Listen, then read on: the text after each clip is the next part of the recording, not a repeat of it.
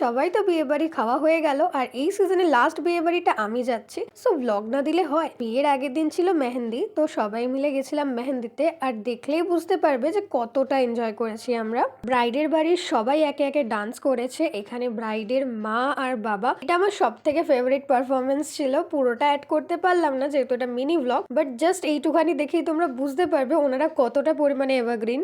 Seriously পরে পারফরমেন্সটা দেখার পর আমাদের রিয়াকশন এটাই ছিল। এই যে ব্রাইডের বাবা এবং তাদের ফ্রেন্ডসরা, মানে আমার বাবাও রয়েছে এই সামনে, এত সুন্দর পারফরমেন্স দিয়েছে ওরা, এত কিউট লেগেছে। এত বিয়ে বাড়ি গেছি বাট এত কিউট পারফরমেন্স কোথাও দেখিনি। আর এই যে ব্রাইড মিডিলে রয়েছে, ব্রাইডও খুব সুন্দর পারফর্ম করেছে। আর একটা কথা তো বলতেই হবে, আমাদের ব্রাইড সত্যি খুব ভালো, এত ওপেন মাইন্ডেড, বাড়ির সবাইকে নিয়ে খুবই এনজয় করেছে। এই যে আমি আর আজকে আমার মেহেন্দির আউটফিট এটা ছিল। এই জায়গাগুলো না গান অ্যাড করা গেলে বেশি ভালো লাগতো, বাট কপিরাইটের জন্য গান অ্যাড করতে পারবো না। বাট এখানে দেখে বুঝতে পারছো তোমরা যে কতটা এনজয় করেছে সবাই। আর আমি তো দর্শক, আমি তো ডান্স একদমই করতে পারি না, সেই জন্য সাইডে দাঁড়িয়ে বোনের ভিডিওগুলো করে দিচ্ছিলাম ওর ভ্লগের জন্য। আর সিরিয়াসলি আমি জানি না কেন বোনের সাথে যে কটা ভিডিও করেছি প্রত্যেকটা ভিডিওতে এরকম আজীব ও রিয়াকশন দিয়েছে। তো যাই হোক, রাত অনেকটা হয়ে গেছিল, তাই আমরা চারজন মিলে খেতে বসে পড়েছিলাম। আর বাড়ি আমার একদমই সামনে, তো হেঁটে হেঁটেই চলে যাবো বাড়ির দিকে। কালকের জন্য ওয়েট করো, হালদি আর বিয়ের সব ভিডিও দেবো। আজকের জন্য এইটুখানি, বাই বাই।